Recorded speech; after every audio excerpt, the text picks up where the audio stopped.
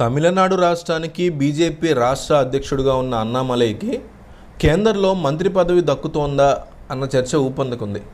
BJP రాష్ట్ర అధ్యక్షుడిగా తమిళనాడులో పార్టీ బలోపేతానికి అన్నామలై కీలక పాత్రనే పోషించారు. గతంలో 3% మేర ఉన్న బీజేపీ ఓటు బ్యాంకును తాజాగా ఎన్నికల తర్వాత దాన్ని 11% ఆయన చేర్చారు. ఎన్నికల్లో బీజేపీ నేతృత్వంలో తమిళనాడులో బలమైన కూటమి ఏర్పాటు చేశారు. అయితే డీఎంకే కూటమి హవా ముందు అందరూ ఓటమి పాలయ్యారు. ఓడినా తమిళనాడులో తమ బలగం పెరిగిందని బీజేపీ వర్గాల్లో డిస్కషన్ నడుస్తోంది. ఇదే విషయాన్ని రీసెంట్గా ఢిల్లీలో ప్రధాని నరేంద్ర మోడీ సైతం ప్రకటించారు. తమిళనాడులో మా బలం పెరిగింది, రాబోయే రోజుల్లో ఖచ్చితంగా పాగా వేస్తాం అనే ధీమాను ఆయన వ్యక్తం చేశారు. ఈ బలోపేతంలో అన్నామలై పనితీరు ప్రధాన కారణం అన్న విషయాన్ని ఇప్పటికే బీజేపీ అధిష్టానం గుర్తించింది. ఈ దృష్ట్యా కొత్తగా ఏర్పడబోయే ప్రభుత్వంలో ఆయనకి మంత్రి పదవి దక్కుతుందా అన్న చర్చ మద్దతుదారులు ఎదురుచూస్తున్నారు. 2019 ఎన్నికల సమయంలో రాష్ట్ర అధ్యక్షుడిగా ఉన్న ఎల్ మురుగన్కి కొత్త ప్రభుత్వంలో కేంద్ర సహాయ మంత్రి పదవిని అప్పచెప్పారు.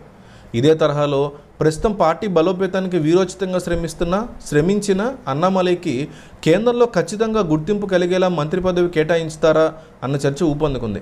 ఇదే సమయంలో రాష్ట్రంలో అన్నామలై వ్యాఖ్యల తీరుతోనే అన్నాడీఎంకేకి దూరం అయ్యామని, కలిసికట్టుగా పోటీ చేసి ఉంటే కనీస స్థానాల్లో విజయకేతనం ఎగరవేసి ఉంటామని పలువురు బీజేపీ నేతలు అధిష్టానానికి ఫిర్యాదు చేస్తున్నటువంటి పరిస్థితులు కూడా ఉన్నాయి. మరోపక్క సార్వత్రిక ఎన్నికల ఫలితాలు ప్రతి ఒక్కరిని ఆశ్చర్యానికి గురి చేశాయి. ఎగ్జిట్ పోల్స్, రాజకీయ విశ్లేషకుల అంచనాను తారుమారు చేస్తూ ప్రజలు విలక్షణ తీర్పిచ్చారు. ఏ పార్టీకి పూర్తి మెజార్టీ కట్టబెట్టిన ప్రజలు 10 ఏళ్ల తర్వాత మళ్లీ దేశంలో సంక్షీణ ప్రభుత్వాన్ని ఓటేశారు. బీజేపీకి 350తో పాటు ఎన్డీఏకి 400 సీట్లు వస్తాయని ప్రచారం చేసిన కమల్నాథ్లకి భంగపాటు తప్పలేదు. కాగా తమిళనాడులో ఖాతా తెరుస్తామని భారీ ఆశలు పెట్టుకున్న ఆ పార్టీకి ఈసారి నిరాశ తప్పలేదు. కోయంబత్తూరులో ఆ పార్టీ అధ్యక్షుడు అన్నామలై 2వ స్థానంలో సరిపెట్టుకున్నారు. అయితే ఆయన పోటీ చేసిన నియోజకవర్గంలో ఒక బూత్లో పోలైన ఓట్లతో అన్నామలైకి ఒకే ఒక్క ఓటు వచ్చిందంటూ సోషల్ మీడియాలో జోరుగా ప్రచారం జరుగుతోంది. అయితే అందులో నిజం లేదు. అందుకే మనం ఫ్యాక్ట్ చెక్ చేద్దామని ఈ వీడియో చేస్తున్నాం. అంటే వీడియోలో ఒక భాగంలో ఆ విషయం చెప్దాం అనుకున్నా. తమిళనాడులో మొత్తం 39 స్థానాల్లో బీజేపీ ఒంటరిగా పోటీ చేసింది. మోడీ మ్యాజిక్తో అక్కడ తమ ఖాతా తెరుస్తామని భారీ నమ్మకం పెట్టుకుంది. ముఖ్యంగా రాష్ట్ర బీజేపీ అధ్యక్షుడు అన్నామలై ప్రచారాన్ని హోరెత్తిచ్చారు.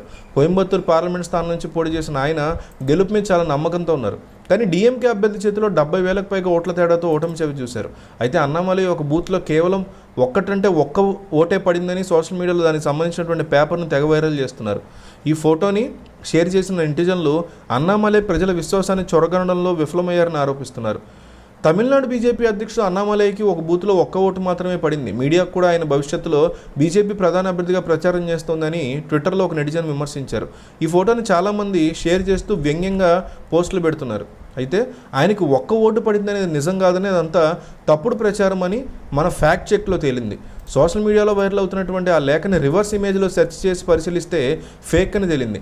Tamil Nadu BJP social media incharge Praveen Raj share చేసినటువంటి లేఖని ఎడిట్ చేసి న్యూస్ చెక్కర్ ఫ్యాక్ట్ చెక్ నిర్ధారించింది.